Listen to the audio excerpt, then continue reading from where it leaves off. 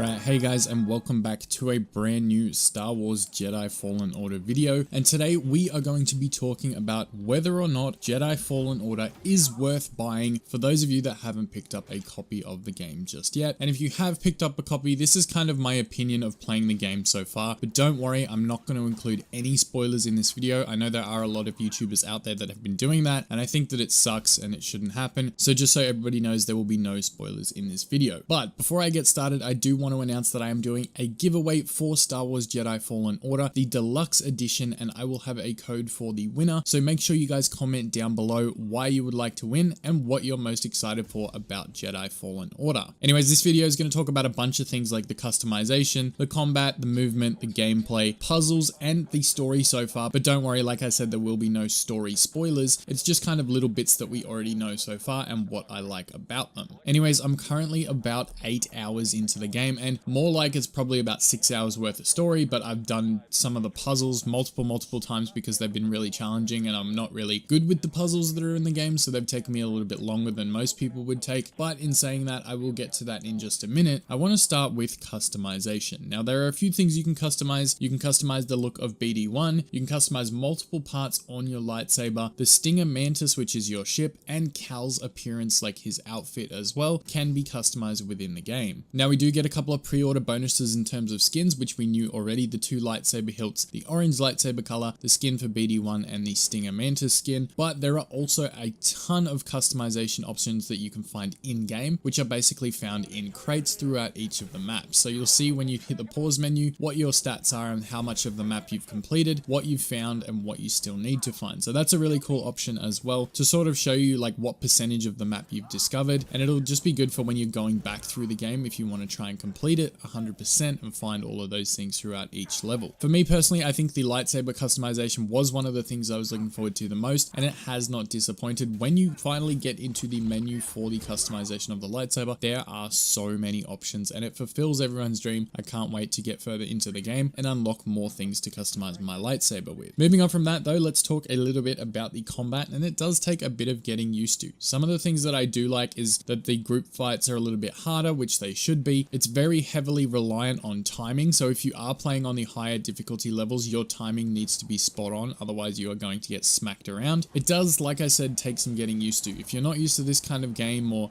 fight style, play style like this, it will take some adjusting, and it took me a little while as well. The one thing that I'm a little bit iffy on is the whole lock-on system. It makes it quite difficult to use sometimes, and maybe it's just that I'm not used to it, and a lot of single player games actually do this, but it's just something that I haven't really mastered just yet, and it's taking a little bit longer than I thought it would. I thought I'd have the hang of it after a couple of hours and a couple of fights, but it's still getting the hang of it, especially in those bigger group fights. It's one of those things where changing from character to character, or you feel like you're just trying to move the camera around and it changes the character you're locked onto, that kind of thing is a little bit frustrating at times when you're trying to focus one enemy. But I guess it's just, again, something that you have to get used to playing through the game and get used to doing. So I think it's going to improve the further I get into the game, but for right now it can be a little bit challenging. The movement in the game is another thing. I think it's really fun traversing the different maps and different terrains, the wall running, the climbing, the swinging, all of that is a lot of fun. I love sliding down the long hills like the ice paths and trying to deflect blaster bolts like we saw in the EA Play demo. There's a lot of cool stuff when it comes to traversing the map. The only issue that I have had is getting back from the end of a level to your ship. That takes a lot longer than I thought it would, and that's probably taken up a majority of my gameplay, is when you finish a planet or you get to the end of the story part of that planet, you have to make your way back to your ship, and it takes so much longer. If there is a shorter way of doing it and I just haven't realized yet, please let me know down in the comments, because I feel like it's actually taking me longer to get back to the ship than it does to get through the story mission on the planet right now, which is probably why it's taking me so long to progress through the story. It's just one of those things that I'm having a little bit of trouble with. The gameplay overall is enjoyable. There are really long times between respawn points, which again, I don't like. So if you die to an enemy, you go back to your last save point or your last meditation point, and there is few and far between of these on each planet. There are a couple, but the thing is, if you're getting close to the next one, there's usually a difficult enemy stopping you from getting to that that next one, and that's usually where you die, which takes you all the way back to the last spawn checkpoint, which gives you that much more time to get back to where you were. And again, it just drags the game out. I really hope this isn't their way of trying to extend the playtime of the story, and it's not something like, oh, we want the game to be 30+ hours, so we're going to make you go back and make it really long for you to get through when you die, or make it really long for you to get back to your ship. I hope that's not what they're aiming for, but it's just, again, if you don't die, you don't have to deal with it. The only other thing in terms of the gameplay that I would critique a little bit is there are some frame rate issues. You do get the occasional frame drop, you get the occasional like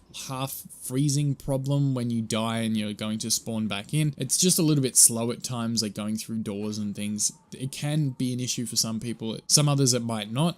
For me, I'm on PS4, so I've only had a couple of issues, but I've heard some people on PC have been having some difficult problems. I mentioned a little bit about the puzzles before, and that's one of the things, again, I'm finding most challenging. I'm not a really good puzzle person, like I never have been. Video games with puzzles I tend to stay away from because I don't really have the patience or the attention span for. But again, being a Star Wars game, I'm forcing myself to get through these puzzles, and it has taken a lot of help from my chat who has seen someone do it already, how to actually complete these puzzles that are in the game. Like, you have to roll a ball onto one spot, then flip one round another way and put it onto somewhere else, and you have to open this door and pull another ball out of there. It's like there's a million different puzzles and they're quite difficult to solve, some of them. So it's good to have my chat there, but I feel like when I'm playing not on live stream, it's going to be much more difficult for me to figure out. So something to be aware of is that the puzzles can be quite painful and, well, puzzling.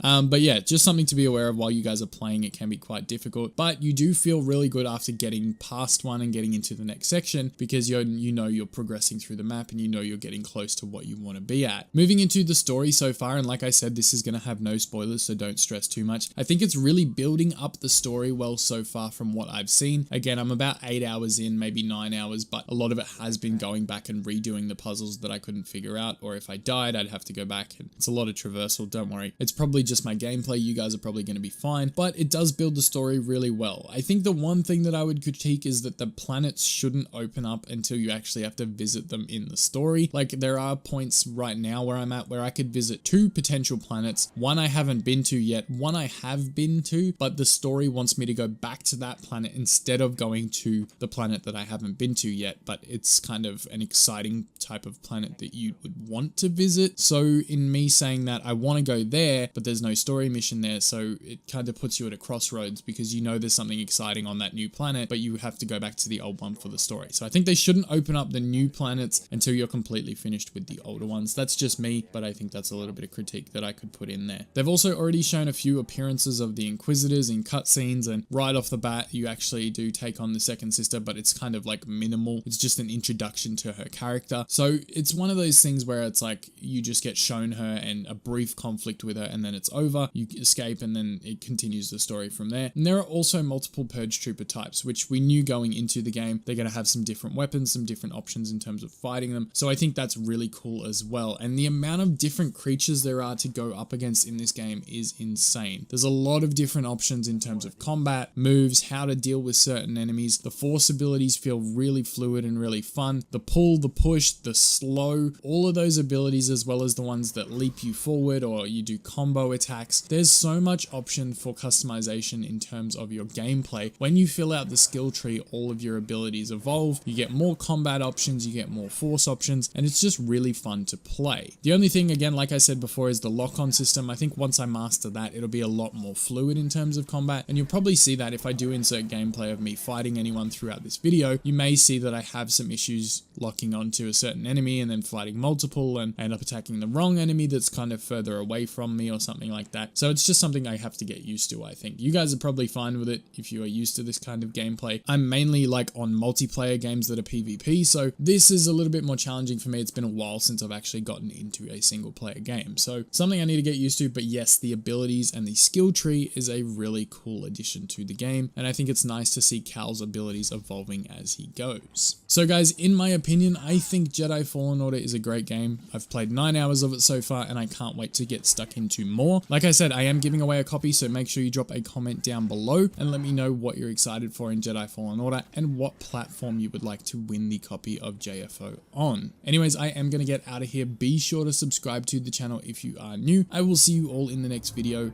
and may the Force be with you always. The Sith